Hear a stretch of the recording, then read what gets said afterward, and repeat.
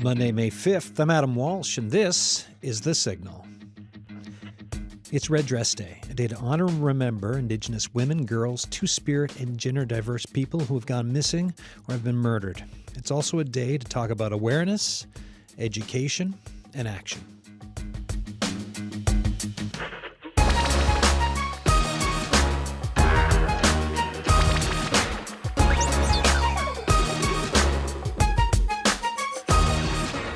I mean, the crux of the conversation today, awareness, education, action, people in community. When I was looking up, kind of reading before the show today, out of the west coast of Canada, BC, the CBC story there started with today marks 15 years of Indigenous people and their allies gathering, marching, holding ceremony for the missing and murdered, right? 15 years of this.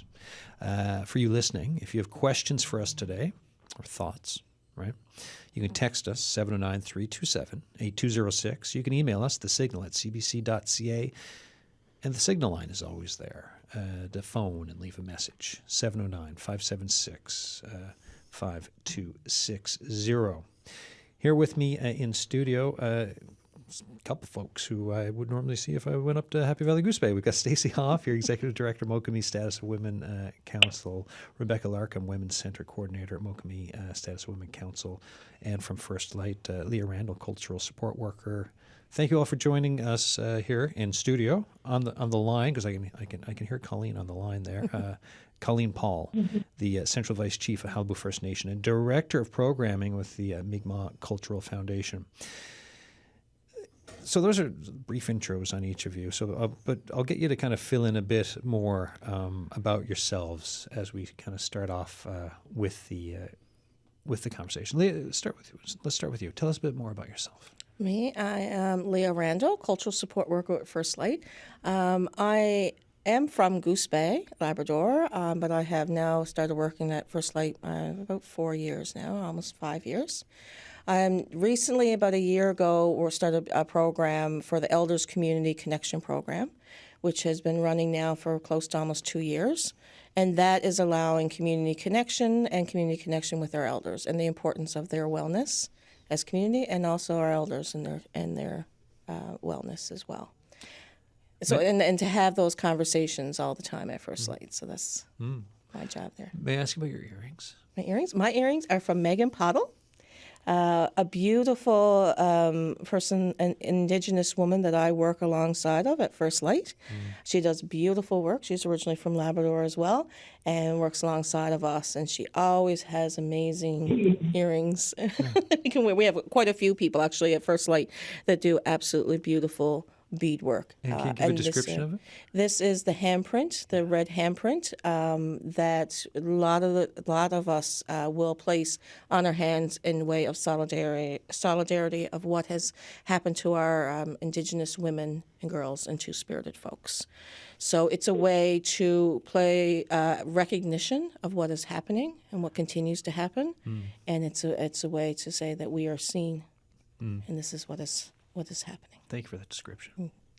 Vice Chief Paul, I wonder if you could just expand on the introduction that I gave you and just tell us a bit about yourself. Yeah, thank you. Thank you for the invite to participate in today's event. As you said, I am the Central Vice Chief of Qalipu First Nation, and I'm the Director of Programming with the Mi'kmaq Cultural Foundation, and I've been doing community work for quite a long time.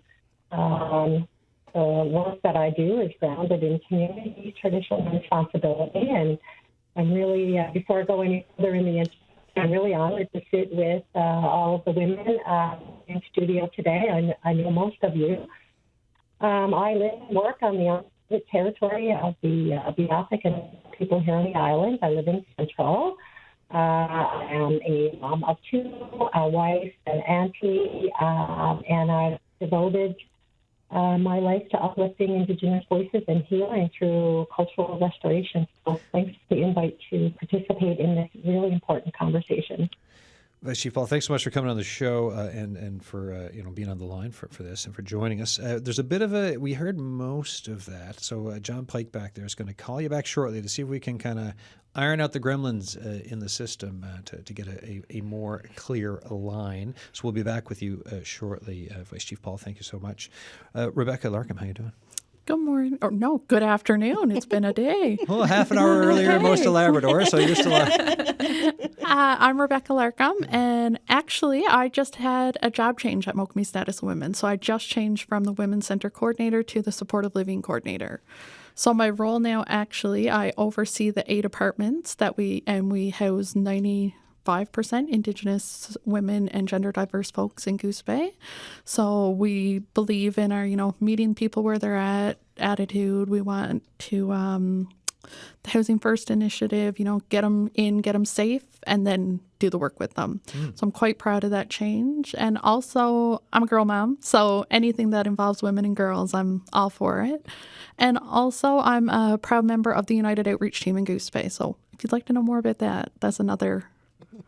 Sure. Well, actually, before I go to Stacey here, tell us just a little bit, give us a couple lines on that. Yeah, so the United Outreach Team in Goose Bay was made up of a bunch of nonprofits and government organizations. We realized that we were doing a lot of important work here in Goose Bay, but we weren't connecting. So the United Outreach Team was formed, and we go out weekly for point in times in the trail, meeting people where they're at, seeing what services they need to connect. A lot of the population that we do see are obviously Indigenous and Labrador, so connecting people that wouldn't have the connections otherwise. And by meeting them where we're at in the trail systems, we're able to get stuff done that you don't normally get done inside an office. Yeah, right. Yeah. Folks, going to people and like you said, meeting folks where they're at and just the importance of that. Definitely. As opposed to being in an office, right? Stacey Hoffe, how you doing? I'm doing well. Thanks for coming back on the show. Great to have you down here in St. John. So tell folks, you've been on before, but tell folks a bit more about yourself. Sure, yeah. My name is Stacey. I'm the Executive Director of Mokami Status Women Council. I've been with Mokami just over 4 years, just celebrated my 4-year anniversary with them. Thank you. A real dream role. I'm a settler to Labrador. I moved up there just over 5 years ago with the intention of going for a year and fell in love with the land and the people.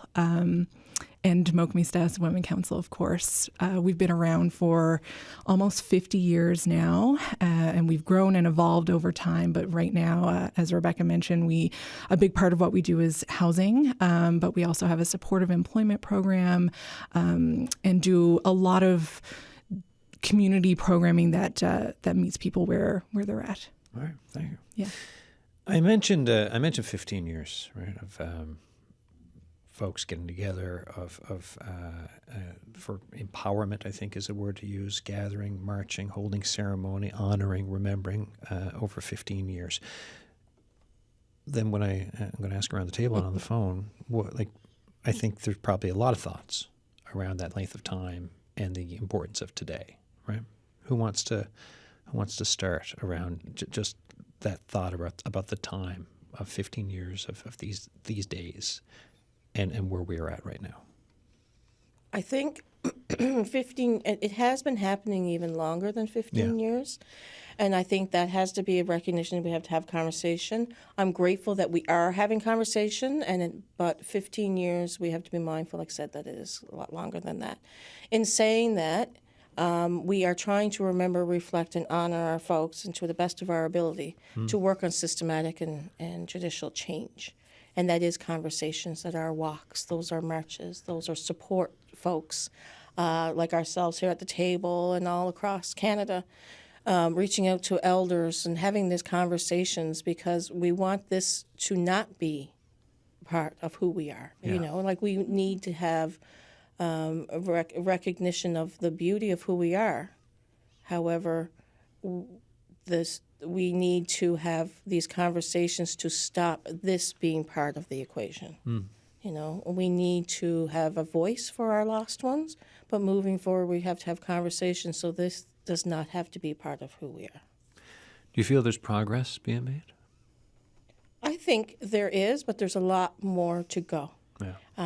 I said earlier It's one thing to say, okay, I have a red dress on my social media. I have a red dress in my home put up. I have a red dress in my business. The understanding is, why do you have that red dress put up? The red dress is a symbol of someone that we have lost. There's someone's loved one that is lost or missing. So instead of just saying, I've done this and then it's done, this is still our truth. This is still our story. And therefore, we need to have people to have that understanding of when you place that red dress. Have the understanding that is a lost and loved one. Have the understanding that we have to have further conversation and we have to have change. We need to know that that is happening. Yeah. It's an everyday thing as opposed to for some folks who might think it's a one-day thing. Exactly. And then the next time, if someone does go missing, maybe we can there's a conversation around the effort into finding them, which historically has been absolutely absent. Right? Right. Okay. I think we've got Colleen Paul back on the line, Vice Chief of the Qalipu First Nation. Hi, Vice Chief. Let's say something and we can test the line. Yeah. Oh, this is great. Is this better? Yeah. Okay, great. What are your thoughts on today and the work in the years up to today and where things are at right now? I would agree with Red Dress Day is not a badge of honor that we want to carry as Indigenous people. Bringing awareness one day of the year at the grassroots level in community is great, because we want to keep this conversation in the minds of people, government, communities, and each other, and never forget that the lives lost to MMIWG mattered. Just to add some context to that, back in 2019, the final report of the National Inquiry into MMIWG issued 231 calls for justice. So those calls were brought forward by Indigenous folks, Indigenous people.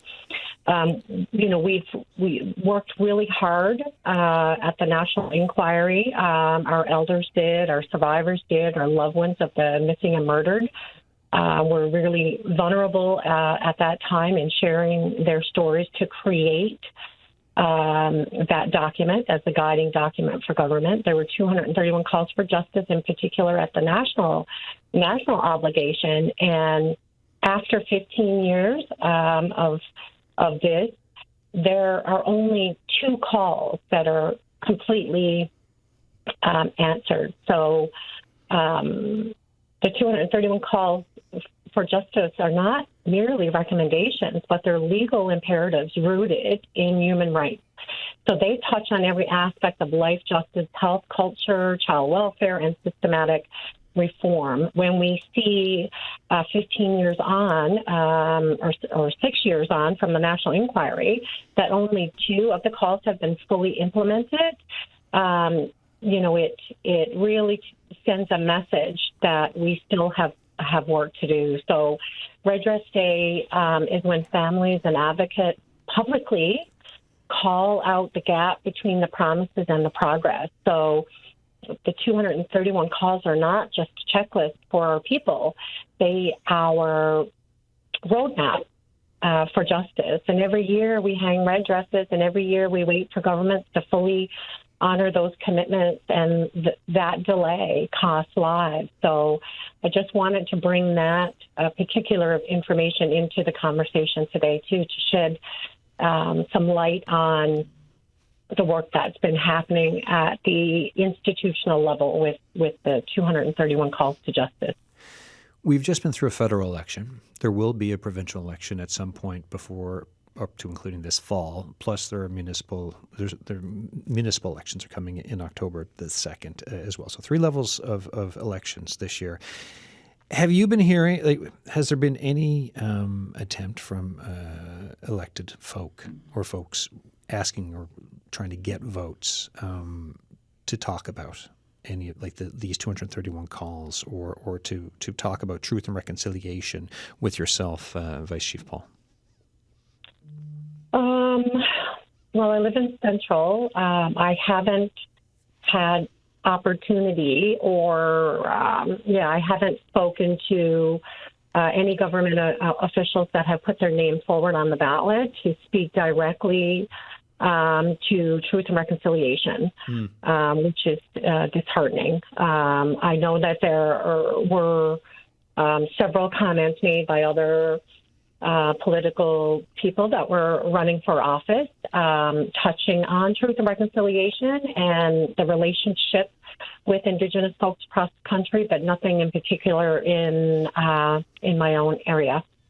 Okay. Rebecca Larkham, your thoughts? 15 years of, and more, like we said, but like just when you look at today and you think of all the work that's been put into from remembrance to community work, where's your head at today on such a day like today? Yeah. And I mean, it's a big answer. Super, super proud of what our community is doing. You know, I took a few years off to raise my own daughter, but since I've been back in community work, I've worked in the Friendship Center, I've worked at the Women's Center, I've worked with supportive living. There is great work going on. You know, we're meeting people where they're at. We're dealing with the intergenerational trauma, the hard stuff, you know, women, gender diverse. The work is being done, but it's not the one-all answer. You know, we are in a crisis.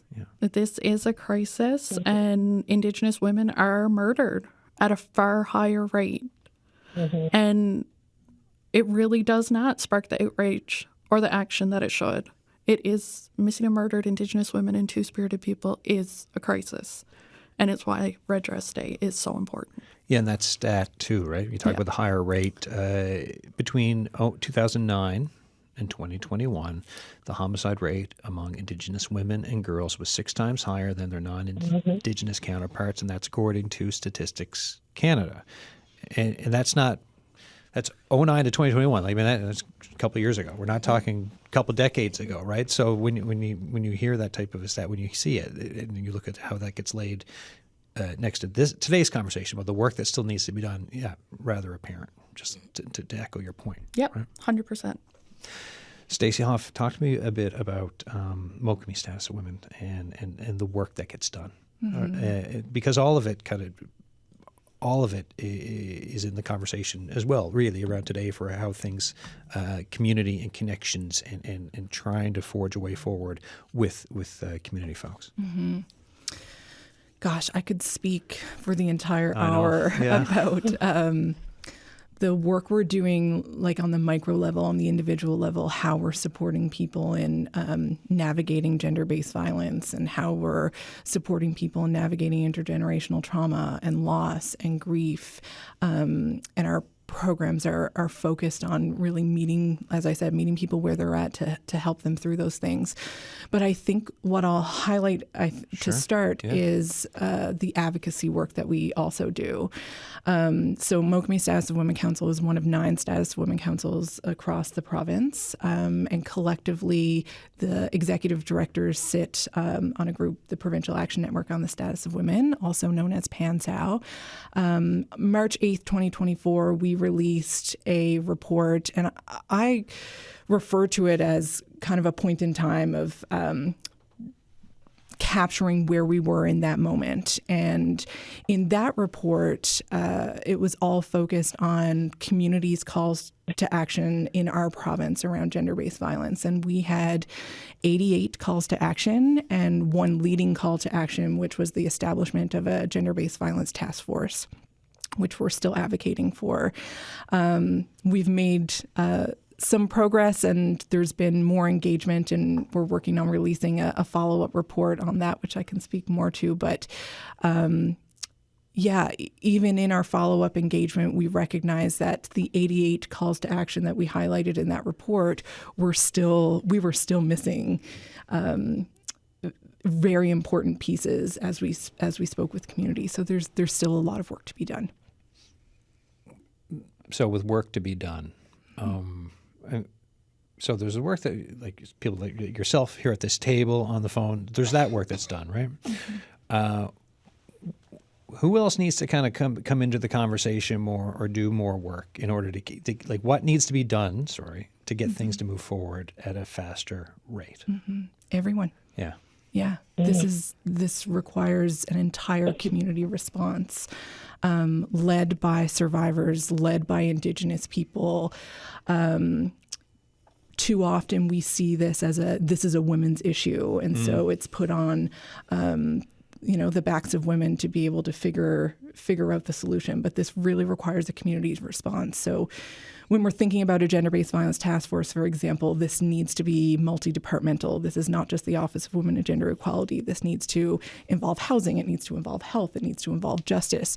All of those pieces we're advocating for intersect with this issue, and being able to provide the right supports will help ensure that we have a safer community for everyone. Yeah, and if not, you have silos and stuff. Exactly. Doesn't move forward because the silos prevent it. We've heard similar things with the health accord, right? It's like, we need to break down silos. I hear this all the time for different topics on the show. It's like, well, we can't have silos, and then yet here we are still talking about trying to have stuff to break through across levels for the departments that are needed for things. Colleen Paul, any thoughts from what you're hearing? Yeah, for sure.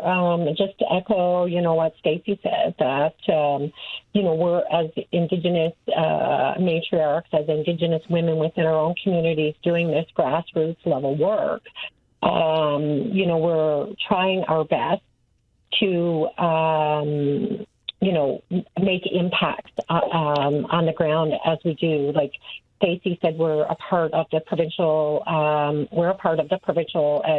Women's Advisory Council to the province on Indigenous rights and issues. So that was something that happened last year. I think it was last year, yes, that really the government did that we've been advocating for a very long time. So there have been some movement, substantial movement, within our fight to eradicate MMIWG. Here in our own communities, we have our women that are peer facilitators. So when we talk about who we should bring into conversations, the government, obviously, but, at our level, we're bringing our young boys and our young girls into conversations and learning opportunities to empower them. We try and dismantle intergenerational lessons of, how we grew up and learned. So we're trying to empower our boys and girls. We just saw the province piloting the GLADU project in the justice system that gives Indigenous folks a right to a GLADU report. So there have been wins along the way, but I think what's also important to understand today under MMIWG and the conversations that we're having, especially I've heard, in the last week or so leading up to this, that why are Indigenous women going murdered and missing? Why are the rates of murder higher amongst Indigenous folks? And I think that's important to bring that into the conversation too. So our non-Indigenous allies and the people that we live with and amongst day to day understand why we're more vulnerable as Indigenous women than our non-Indigenous counterparts, women and girls. And in our culture, women were leaders, were knowledge keepers, and were the backbone of the community. We held power in governance, in ceremonies, and our families, but colonization brought with it a patriarchal system. And that stripped our women of our roles and our rights. It imposed the Indian Act, which denied women's status and our voice, and removed children from their mothers through the residential school system in the 60 scoop. So colonization broke our family ties.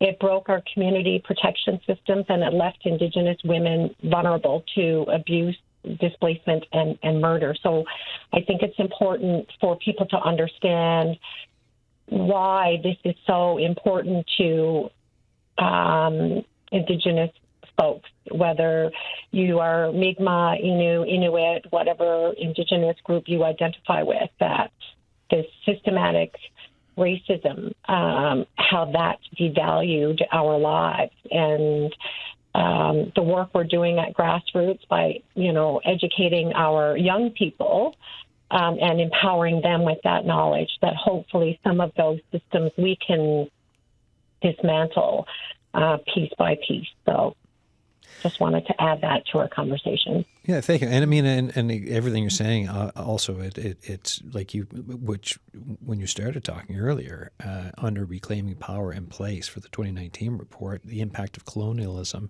it's all through that report, the emphasis of colonialism in perpetuating violence and marginalization against Indigenous peoples. That, coupled with racism and everything else, we start to get a picture of, why we are where we are. And this is some of the learning and unlearning and decolonization work that is ongoing. So thank you for that. Leah, any thoughts from yourself? And I think in saying that is, we are the voices for the ones we have lost. Yeah. We are the voices for the ones that are still missing. We will continue to be the voice. And alongside what we're saying, too, is we need strength with our allies to have that voice heard. We are strong as Indigenous communities and Indigenous women and Two-Spirited folks. We are very strong. However, we still need the strength of our allies and have those conversations. In order to reconcile, we need to have these conversations. And they're going to be difficult conversations. They're going to be hard conversations. But that is the reality. And this is the conversations we need to have with these folks for this to happen. And that is why we have our places like our Mokami status, why we have our friendship centers, so that we can come together ourselves, so that we can become stronger and to incorporate strong allies to do so. We have to do that. This is no discussion for it, in my opinion. Well, then, so when we talk about allyship, what is effective, appropriate allyship? What does that look like? I know we have within the First Light. We are an Indigenous organization. However, we have some allies that work alongside of us, and they listen, they learn, they have an understanding, and are out there doing the work with us. So they're working alongside so that our Indigenous people are feeling supported and heard from them as well as us. They need to, again, like I said, not just do something to tick a box off or to make it look it. It is actually doing the work and the conversation and reaching out to people and having an understanding of the importance of this conversation. Yeah, listening, right? Big important word. And understanding. Let's go to the phone lines for, we have one call out today, folks. Heather Angnatok is on the line. Hi, Heather. How are you? Hi there. I'm well, thank you. You, where are we reaching you to today, anyways? Oh, I'm actually in Goose Bay, Labrador at this moment. Excellent. No shortage of Goose Bay representation on the show today, I'll tell you that much. All right, Heather, you were part of a project. I'm just wondering if you could talk to us about it. Yeah, sure. The Bautdutit Inuit Women of Canada organized a Red Amauti project back, I want to say, in 2021 or maybe even 2022. So what they did was they put the call out to Inuit seamstresses across the 4 Inuit regions. And so I put in a proposal to participate in this project. And this project, intended to serve or to honor the lives and legacies of the missing and murdered Inuit women, girls, and gender diverse Inuit, and just to raise awareness of the ongoing violence that we face. And can you describe or talk to us about what, 'cause, you put this in, and you end up creating something of traditional style. Can you speak on that and how it turned out? Yes. So of course, each region have different styles of the clothing that they create, and mine was Labrador specific, and it's called an ukulik. So what an ukulik is, it's just a large hood and it has a long tail in the back and a shorter tail in the front. And the hood is usually embellished, whether it's embroidery or beading, but it's decorated very very nicely because it's usually used for special ceremonial purposes. So the one that I designed, it was red, of course, and I beaded the front and the back of the hood with a story, actually. So I used, for example, the flowers that I beaded on the hood and the front. I used, right in the center of the piece, I had the color purple. And the purple flower, purple is my mom's favorite color. So I said, okay, purple would represent all mothers. Then I had red and pink flowers, and they represent single women and girls. Blue represented married women, and white symbolized widows.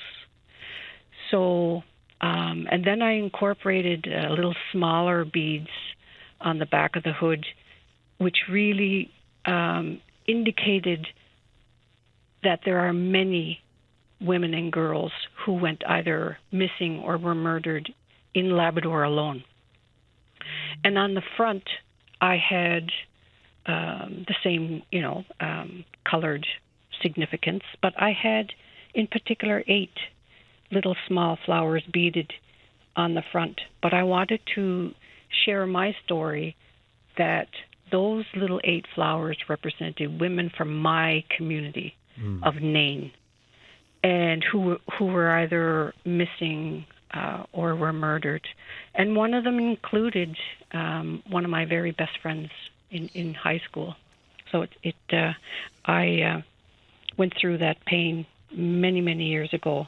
And so, yeah. Quite the powerful piece. I'm looking at a picture of it right now. I'll show everyone in the studio. So it's got 5 of them together. When you saw the impact for you of the 5, like your work and all that deep meaning that you just talked about, and then to see the other pieces of work together, what did that mean for you? Well, it took me quite a while for the process of actually sewing it and putting it together. Yeah. But all the while that I did work on it, I did reflect many stories with other women in my community, and we talked about, the importance of raising awareness and educating Inuit specific in my community, about how, things like this do happen, and we're here for support. So it was pretty powerful when I was putting it together, and then when it was all done and completed, I realized how important my story could add to educate other people about the MMIWG. Mm-hmm.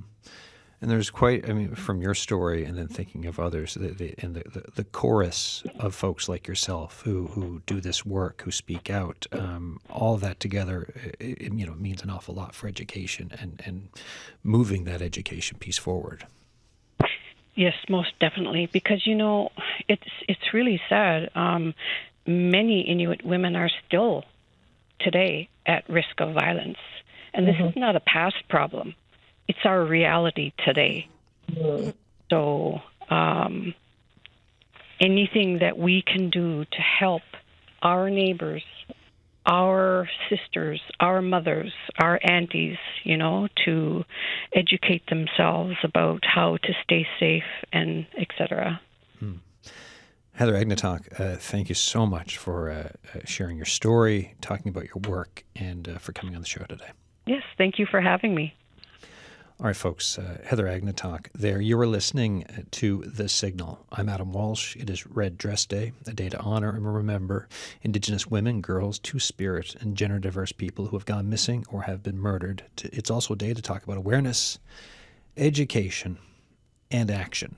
If you've got thoughts for us today, The Signal at cbc.ca. You can text us, 709-327-8206. Here with me in studio, we've got Stacey Hoffe, Executive Director, Mokami Status of Women Council, Rebecca Larkham, Supportive Living Coordinator, Mokami Status of Women Council, Leah Randell, Cultural Support Worker at First Light, and on the phone line, Colleen Paul, the Central Vice Chief of Qalipu First Nation and Director of Programming with the Mi'kmaq Cultural Foundation. Quite the thing. I mean, it's very moving what Heather mentioned about what she made. Does anyone have any thoughts on what Heather was saying, or just did anything strike you? For it's a fine. We're talking Nain Inuit community, and this is a conversation that can be had coast to coast to coast around for today. Leah, any thoughts from you? And yes, when she was speaking, Heather. Again, it's our reality of what we're doing. So as we are educating and helping people, we also have to be mindful of the ones that are also supporting each other are going through and have their own stories. Yeah. We have to have that as part of that understanding. That is our Indigenous communities and aunties and uncles and cousins, like she said, that's the reality.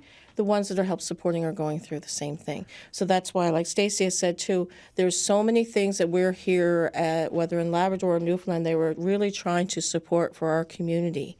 And we're doing that with the understanding that there's a lot of vulnerability, there's a lot of different situations happening. And then when we're supporting them in this conversation, a lot of the times the people who are doing the supporting we need the support as well. So we all have to come together. And I think that's something that I know at First Light that we were talking about for this week.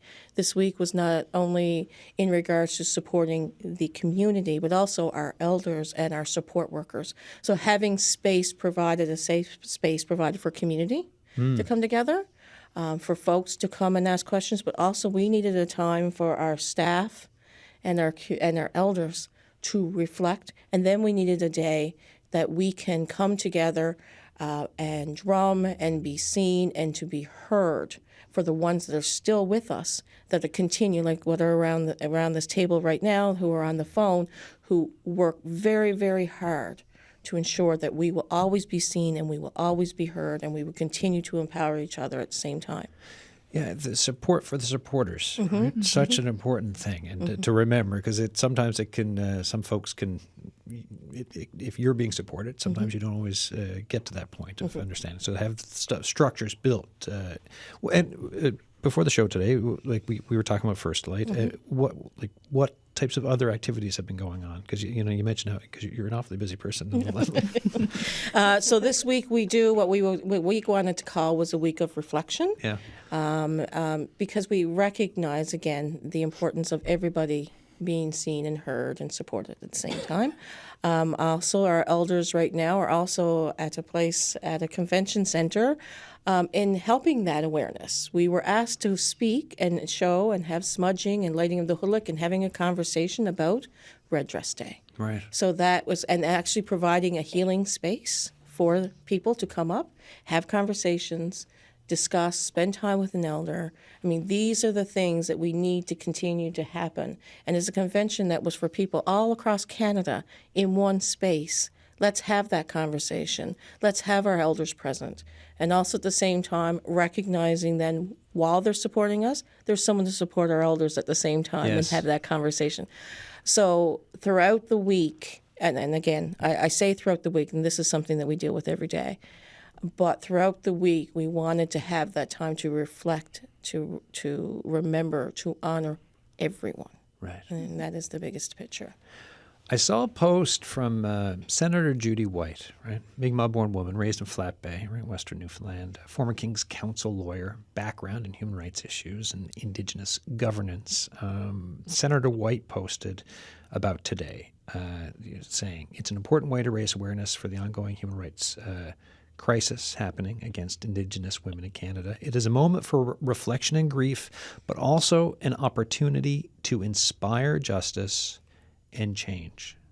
The juxtaposition there really hit me because it's everything that from this conversation today, and I think there's been themes of all of this, right? Reflection and grief, which has been here and is every day. Inspire justice and change. For each of you, when you look out for that inspire justice and change, where do you see that, or where is that happening in community? Colleen, will go with yourself on the line. Absolutely. So Senator White's comment today on social media is rooted in tradition, in truth, and in love. So I read her post earlier today and thought that was really thought-provoking. Reflection, raise awareness, inspire justice, and call for change. We hang red dresses, not for decoration, but for remembrance. We speak names, not for ceremony, but for justice. And we gather across our nation today, just not in grief alone, but in unity, in resistance, and in love together. So each red dress hanging, in the wind tells a story that was silenced too soon. A daughter, a mother, a sister, a two-spirited cousin, their laughter, their dreams, and their wisdom, taken not by accident, but by, a long, brutal history of colonization, racism, and neglect. So we must see this truth clearly. These women and girls are not missing. They were taken. They were failed by systems, by silence, and by the slow pace of justice. And yet, in every dress, in every drumbeat, in every vigil, and every prayer happening across the nation today, they rise again. So their spirits will speak to us today, their memory resists, and their names call us to act. So we can do these events and raise awareness. I loved her comment about inspiring justice and demanding change. So justice means more than charges. It means transformation. Safer streets and shelters, respectful policing, and, healing in the hands of Indigenous women, elders, and families, as the ladies around the table said this morning. It means no more excuses, no more delays, no more forgetting. We can demand change. We have a full implementation of the 231 calls to justice. We must not be content with sympathy. We have to push for action. Indigenous-led programs in health, housing, and child welfare, ceremonial, legal, and land-based systems to reclaim our safety and our dignity. So I love that Senator White made that statement, just reaffirming that Red Dress Day not just move us emotionally, but let us move politically, spiritually, and socially. Thank you for that. And I'll add, too, the last bit under Senator White's post for emotional support related to missing and murdered Indigenous women and girls. There's a national 24/7 crisis line, 1-844-413-6649. 1-844-413-6649. Leah, you were going to say. And I'm just the same thing as what was just stated. We need to be our voice. It needs to not just happen on this week. It needs to be not just on election time that we're going to hear about what's happening. This has to be an everyday thing. Yeah. This has to be, we are their voices. And again, we need strength in numbers for other voices to be heard. It cannot just be, now we have an election and we're going to have a conversation and we're forgotten about. We will never forget our loved ones, and we need to do this, like she said, through ceremony, through conversation, through knowledge, and not just to be forgotten about. This isn't how it works. We need to talk about. It's going to get uncomfortable. It is uncomfortable. It is an uncomfortable, sad topic. And people need to be open and understand that it has to be part of the equation. Yeah, listen through it, try to understand it, and then figure out where things are going and what needs to change, right? Rebecca, can you talk about I'm just, can you talk about your job or because you went from one position to another. Can you just talk, I'm curious because I think a lot of the community work you do can speak to this conversation today. Yep. So can you just give us a little description of what you were doing compared to what you're going to be doing or whatever you want to talk about? Yeah, no, that's fair. So when I actually have a 2-year history with Mokami. I actually started in a student position with them. Right. So from that, I went to housing support worker, from housing support worker to program and women's center coordinator, and now with the supportive living coordinator. So I've been hands-on to everything that Mokami has on the go, really. But when I was in this women's center coordinator role, I was more hands-on with community, out in the trail systems, and getting those women and gender diverse back to the women's center that needed those resources. It was a great, great opportunity, and I'm very proud of the work that I did do while I was in that role. But my heart was being drawn to the 8 residents that we have living with us full time. They all have beautiful background stories, and I needed to work with them. So I provide one-on-one meetings.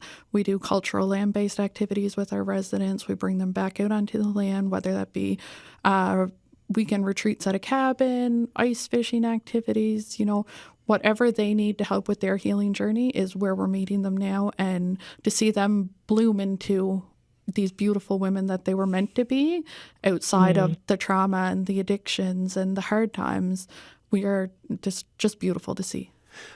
Whenever I do shows on housing, we talk about the whole continuum for housing, right? And then there's this part, and I think this is exactly where you are on this wraparound support bit that's needed.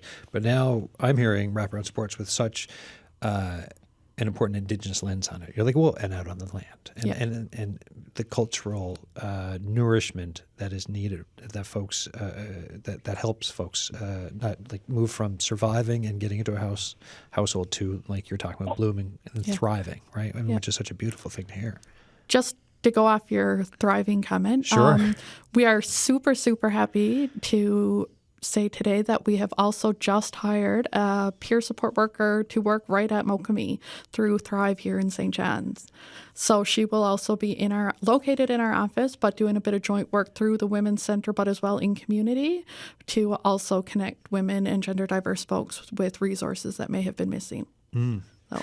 Yeah, and we had Angela Crockwell on the show as head of Thrive, a repeated guest on this show on Talking. So it's great to hear this update. Yeah, right, we are very happy to have this connection made and get another person out on the land.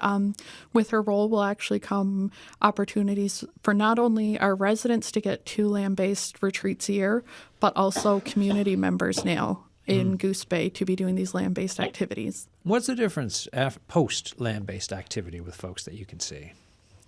You can't put a price on it.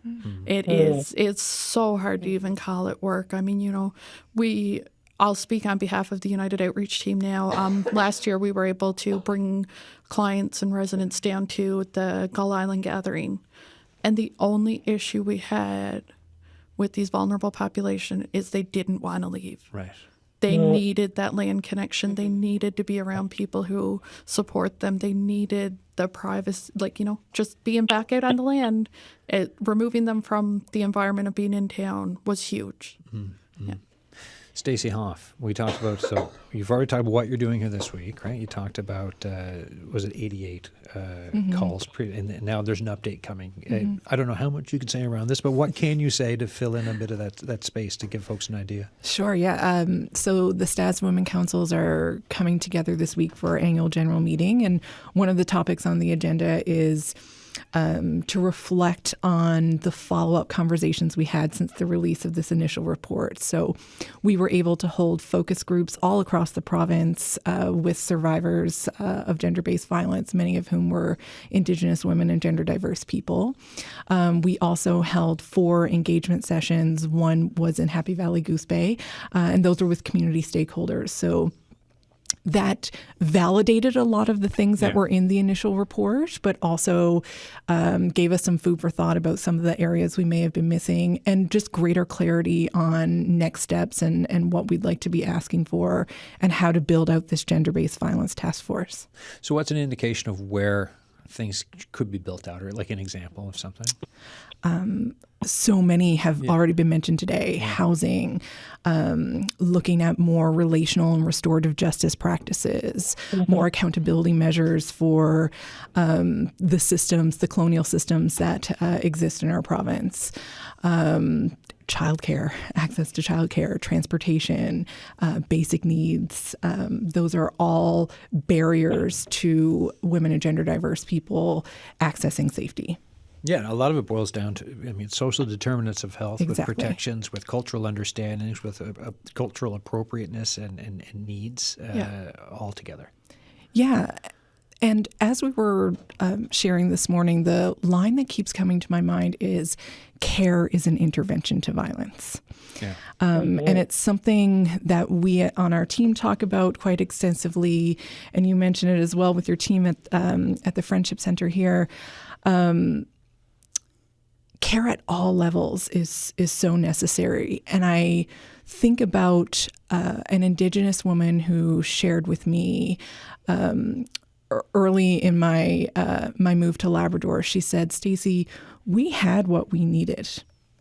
We had what we needed, and it was all rooted in care. Indigenous people have been leading the way on care as intervention to violence since the beginning of time, and colonial systems, intercepted and really removed that sense of empowerment within communities to be able to trust that they have what they need and know what they need. And so these systems continue to perpetuate and disempower that recognition that that people are the experts in their own lives. Indigenous people are the experts in their own lives. Right. Imagine. Yeah. Right. Yeah. Of course. Stacey Hoffe, thank you. Vice Chief Paul, final thoughts from you, and I'll ask the others for final thoughts as well. Yeah, I love that, Stacey. We're doing a lot of work to reduce and eliminate, MMIWG and gender-based violence. As Vice Chief of Qalipu First Nation, one of the reasons why I ran for a leadership position within our own nation was to uplift the voice of women at the leadership table. I did see some gaps there. So bringing in this capacity to bring the stories of our women and families into the decision-making space, not as side issues, but as central to the well-being, of our nation and our women and girls and children.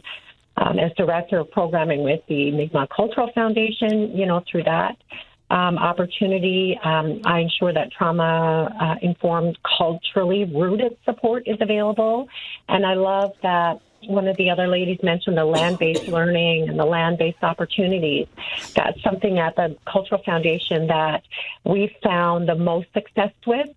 We've developed and support programs that heal intergenerational trauma, that give our young people the opportunity for Indigenous-led safety initiatives of their own. So seeing that, walking away from, a week-long youth camp out on the land, we're not just creating spaces or services there, we're rebuilding systems of care that colonization tried to erase. Work with empowering Indigenous women. And I think some of the women in the chat today have participated in that. We're strengthening that sacred circle where young women and girls are seen, heard, and uplifted, mentoring Indigenous women in leadership and self-determination. And, yeah, I do this work not alone, but with the strength of the women who came before me and the hope of the children who will come after me. Eliminating MMIWG is not just, a goal. It's my sacred responsibility as an Indigenous woman. Thank you. Sorry. Yeah. Just let me get to a final thought. Thank you so much, Vice Chief Paul. And quickly for Leah and Rebecca, final thought, like 15 seconds each. Remember the beauty in being Indigenous. Please remember the beauty of being Indigenous and what that entails. Excellent. And Rebecca, final thought from you. Just the last thing that comes to mind, of course, is being a girl mom. keep sharing your stories, keep sharing the voices. I mean, none of us want to be the parent, the sibling, the sister, the aunt, the cousin. We got to keep fighting for the missing and murdered Indigenous women, but also our community members as a whole. Thank you all for this discussion. It could have easily kept going, but we are out of time, unfortunately. Thank you for listening to the show, folks. The Signal at cbc.ca will do it all again tomorrow. Cheers.